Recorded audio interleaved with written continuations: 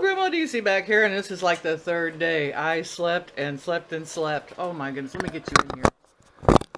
Oh, I tell ya, what a 3-day stint at work.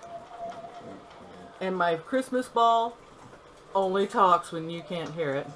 I'm going to set it over there. Well, I tell you, I had something interesting happen to me on my mini travels. Imagine that I had something interesting happen. I have always had this theory that I will never be one of those people that says, yeah, I witnessed that, I know what happened, but I don't want to be involved. Leave me out of it, I don't want to be involved. You know, and I'm sure we've had that happen with co-workers. Like one time I got accused of something at work, and this girl came in and she had witnessed all of it. I had talked with her about it, and I pulled her and I said, didn't we talk about this? And she's like, I don't want to be involved. And she ran away because she wanted to keep her job. I said, I'd never do that. I would never do that to someone. Never would I do that. If I witnessed something, I would stay and I would say, yes, this is what I saw happen. Well, I might be a hypocrite once again. Actually, sort of no. I didn't see it. I'm not really sure what really happened, but I was almost involved in a car wreck. Closest I've come, well, almost in my entire life. I can't remember the last time I even saw a wreck, and I drive a lot. So I know I'm really fortunate. But I was coming through an intersection, and it was one of those, it's a horrible intersection they've made in Sedalia. And it's very indistinct lines in it, and like 2 lanes turn this way and 2 lanes go this way, and it's got berms on it that look like turn lanes, but there's signs that say don't get into those. And I don't know if you have these in your towns. Super confusing. They've had so many wrecks at this intersection. You think somebody somewhere would go, you know, maybe we should do something about that intersection. Draw some lines, some arrows, make it a little more clear, do something. But not enough people have died yet. I had a cop tell me that one time. He says they will not control the intersection until enough people die. I asked him what the exact number of enough was, but he could not answer me. Well, I went through the intersection. I was in the outside left turn lane. There was a guy on the inside left turn lane. We had been sitting at the red light. The guy on the inside lane went. I went, and he's faster because the inside lane is shorter. And so I went like this, and all of a sudden I heard screech, boom! Out of the corner of my eye, just as I heard the screech, I saw, just looked like butterfly wings. I don't know what it was. And then a whole bunch of pieces of car were flying past me. And I hear this dragging sound, like I'm dragging my bumper. But my car didn't jolt. I thought maybe someone had clipped my bumper, and since my car's mostly made of plastic, maybe it just took it off and it was dragging behind me. So I pull off over to the side, look in my rearview mirror, get out, and there's a van behind me, and the whole front corner, whole front left corner of this van is gone. And this poor man's getting out. Now there's a thing in the United States, and it's called the Good Samaritan rule. And the Good Samaritan law, you can help people, and if you end up hurting them or whatever accidentally, you can't be sued if you're trying to render first aid and help. I think that's a wonderful rule, because so many, you know, sometimes you get people that want to help that maybe don't have, you know. But I have training, so I extra feel I should offer help. The red car that had hit him, I do not know where it came from. I still have no idea where that car came from. And the front end of it was smashed, but everybody was getting out and the doors were opening. So this was not a deadly or there was no blood anywhere. No one appeared to be hurt. I'm sure they were shook up. I heard a strange noise outside. It's dark out there and late. I don't know what it is. Oh, it's my chickens crowing in the middle of the night. Crazy chickens. Anyway, so I was gonna,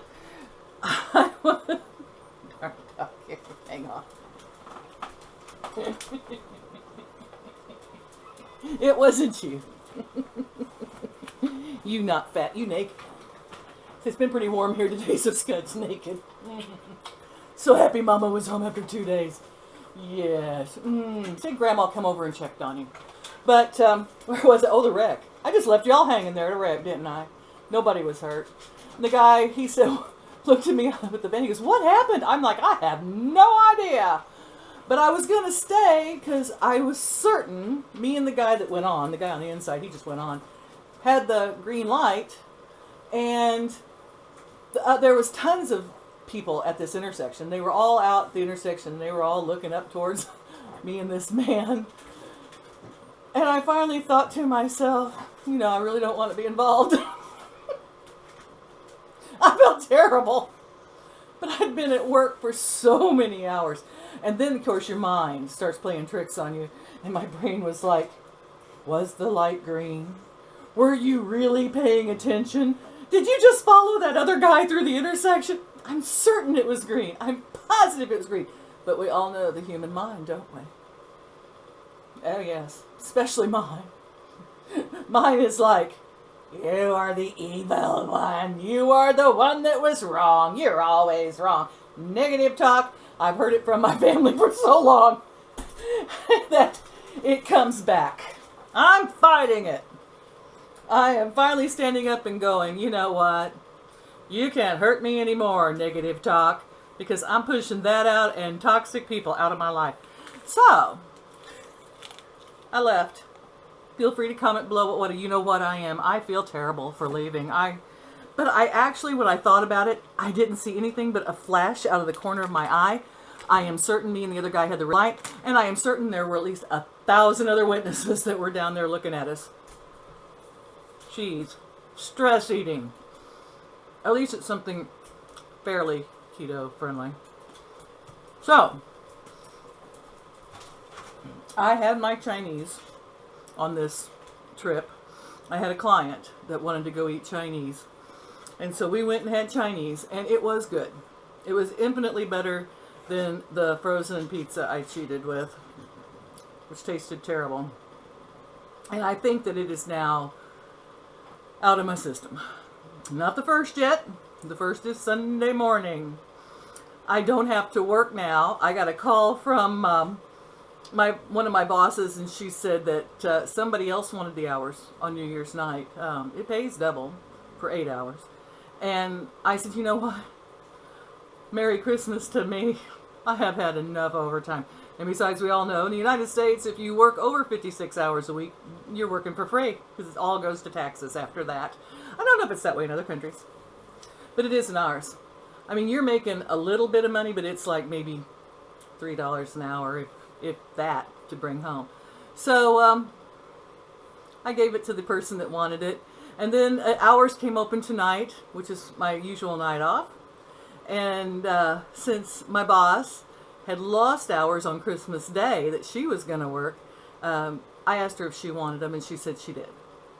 And she said I could have them if I wanted, because she's so sweet. But we sit there and argue about, well, do you need the hours? Do you need them? Yeah. I said, I don't know.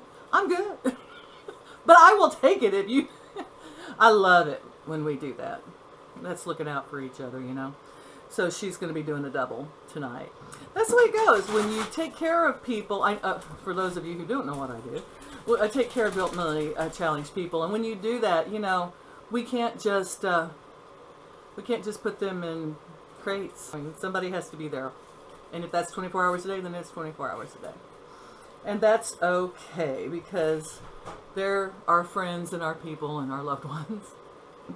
Sometimes they're our only loved ones. I tell you, it's a rough Christmas. You know, you get used to your water at your own house and your own coffee. I don't know about you, but my own coffee always tastes so much better than the coffee I get when I'm out. I just tolerate coffee when I'm out. And I come home with my well water and I'm like, oh, I can't wait to get back to ketoing.